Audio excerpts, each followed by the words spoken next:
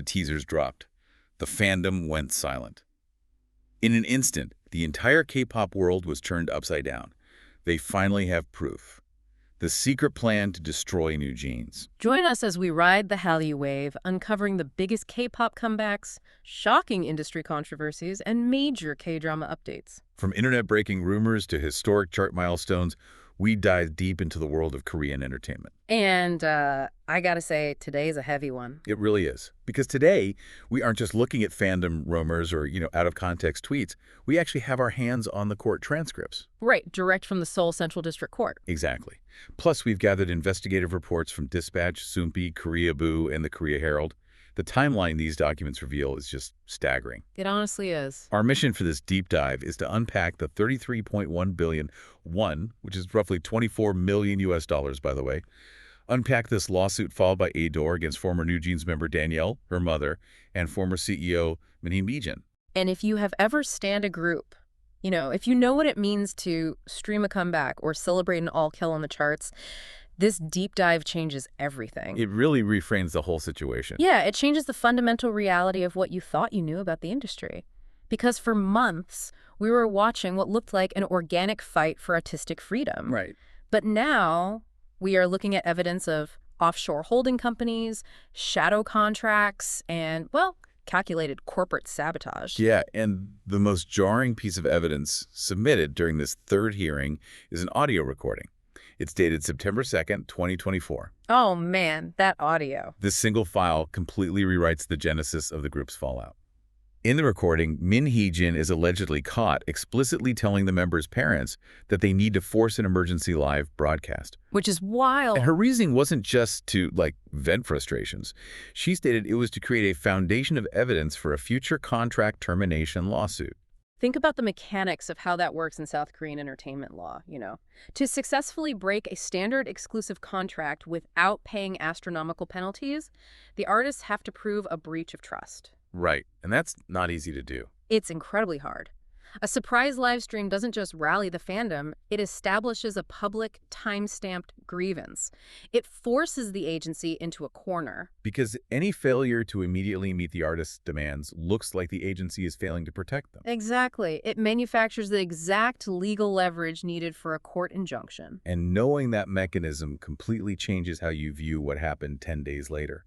On September 11th, all 5 members sat in front of a camera for that infamous surprise live stream. We all remember the visuals from that day. They looked exhausted, determined, and they publicly demanded that HYBE reinstatement an A-Tree CEO.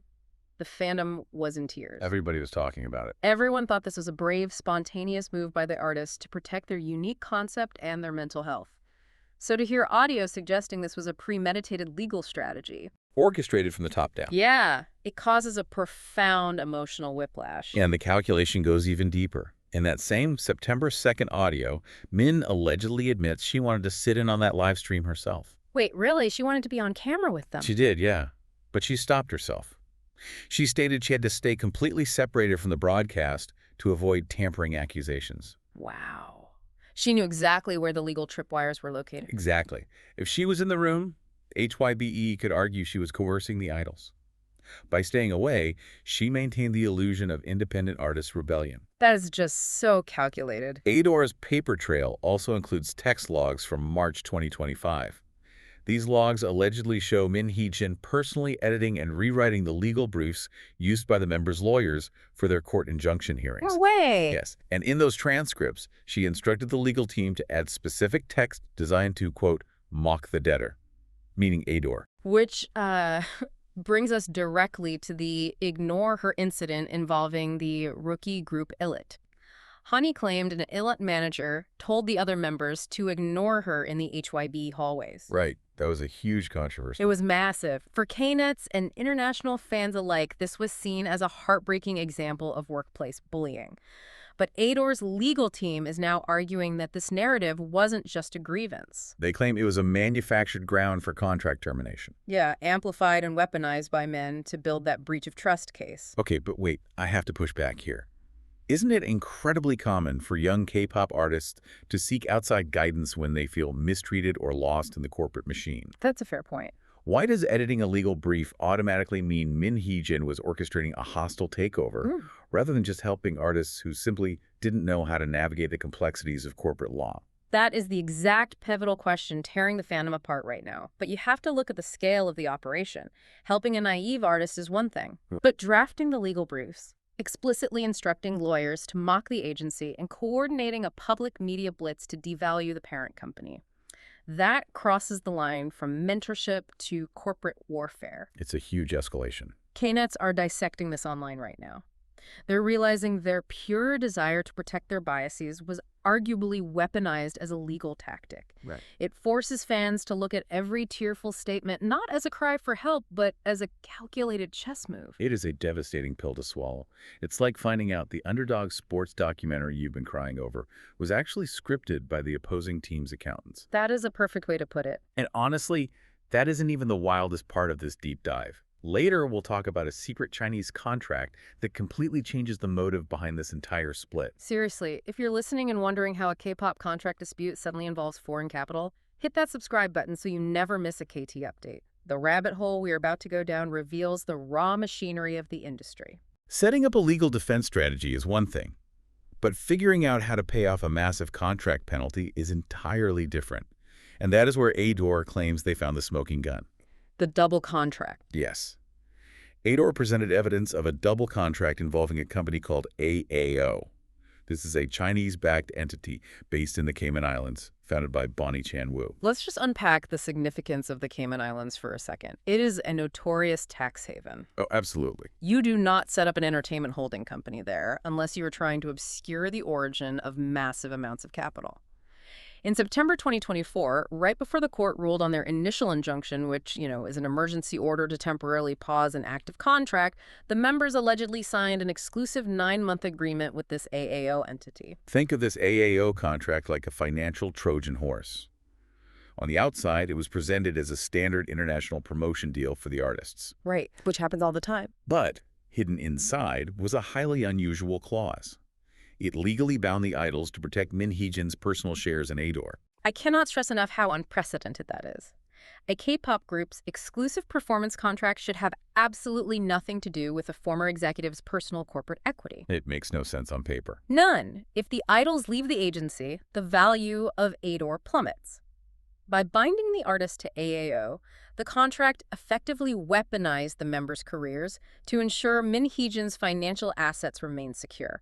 It completely shatters the narrative of artist independence. And AAO was actively making moves. ADOR revealed that this Cayman Island entity sent an official proposal to HYBE, offering to buy out ADOR completely. Wow. It paints a vivid picture of a calculated effort to use offshore capital to pay off those massive contract breach penalties and secure a total corporate breakaway. And the physical proof of this dual contract manifested at the ComplexCon event in Hong Kong.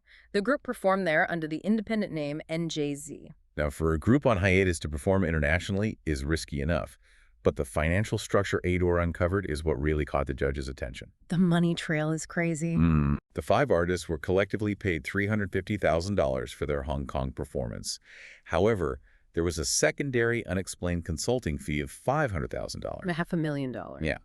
ADOR alleges this fee was secretly funneled to Min Hee-jin, bundled into the artist's overall cut to avoid domestic legal scrutiny. ADOR also presented evidence of $175,000 spent on an unauthorized collaboration with the U.S. group Emotional Oranges and a solo Singapore photo shoot for Danielle. The fandom discourse over these finances is fascinating. Domestic Knets went full detective mode. They always do. They uncovered that the members' parents had formed an independent union. They then used those union funds to pay for the NJZ logo creation, rent out venues for press conferences, and most shockingly, lease a dance studio. A studio that Min allegedly intended to use for her upcoming Ricky Boy group. Exactly. They were actively funding the infrastructure of a rival agency. But we have to look at the defense's counterargument here, because Danielle's legal team is fighting back aggressively against these claims. To remain impartial on the facts, we really need to understand their perspective. Right. We have to look at both sides. Her lawyers are arguing that ADOR is making a mountain out of molehills. Their core argument is that none of this was a secret.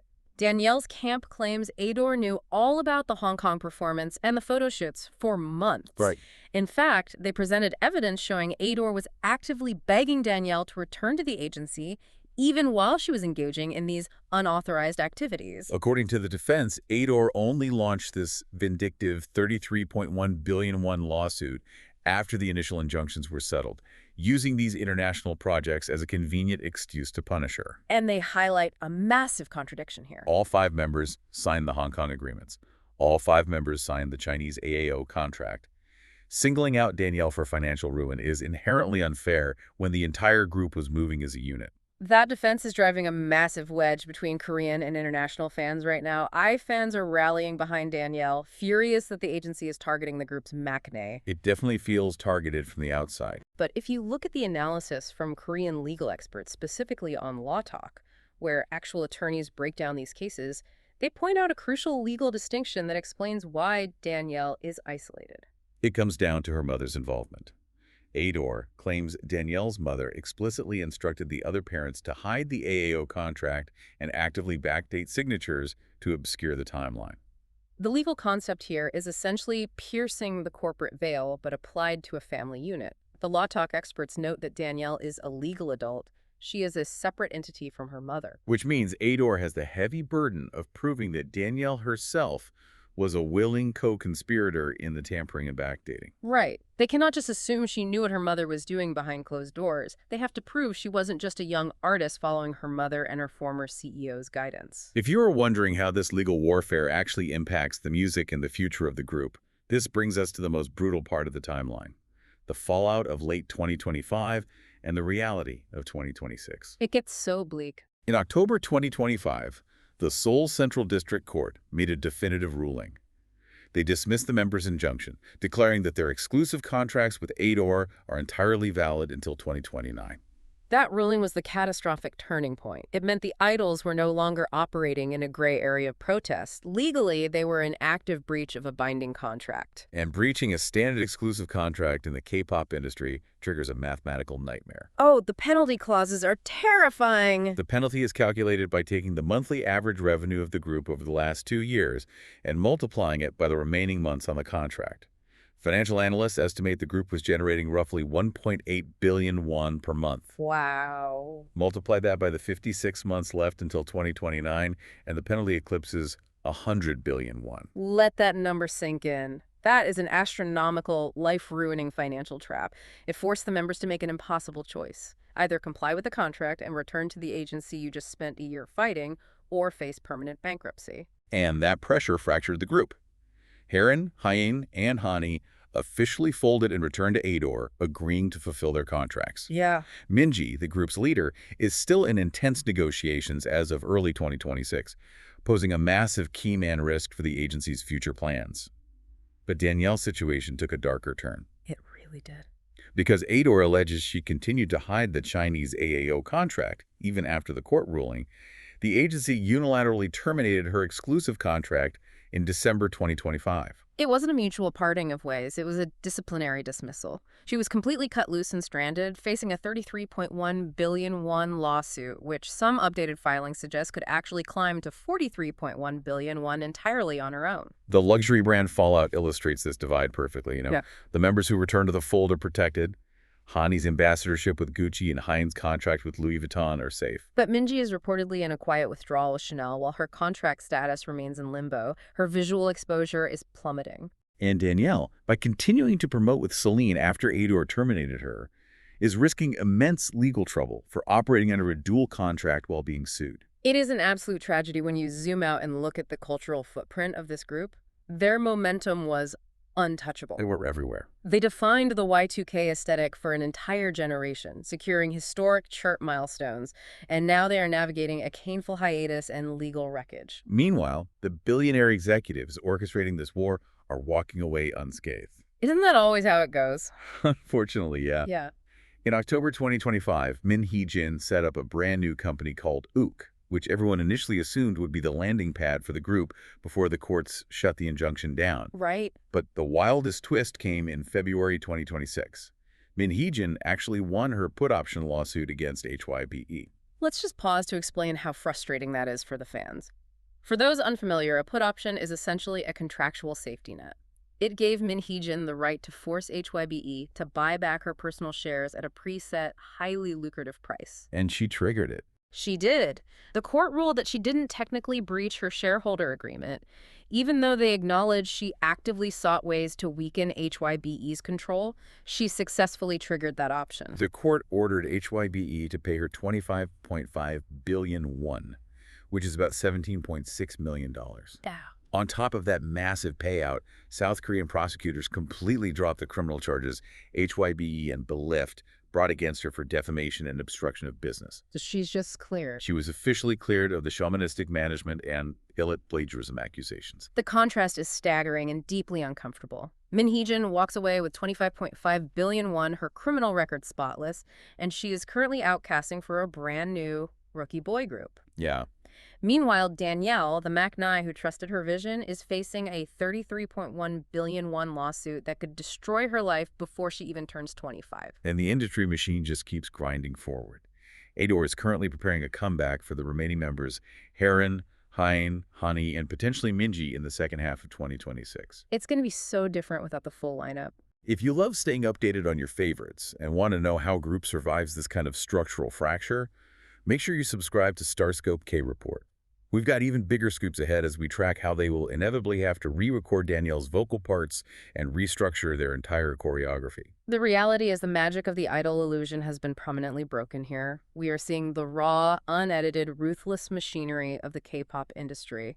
And once you see the strings, you can never unsee them. Which leaves us with a final, lingering thought. During the put option ruling, the courts noted something deeply profound about this industry.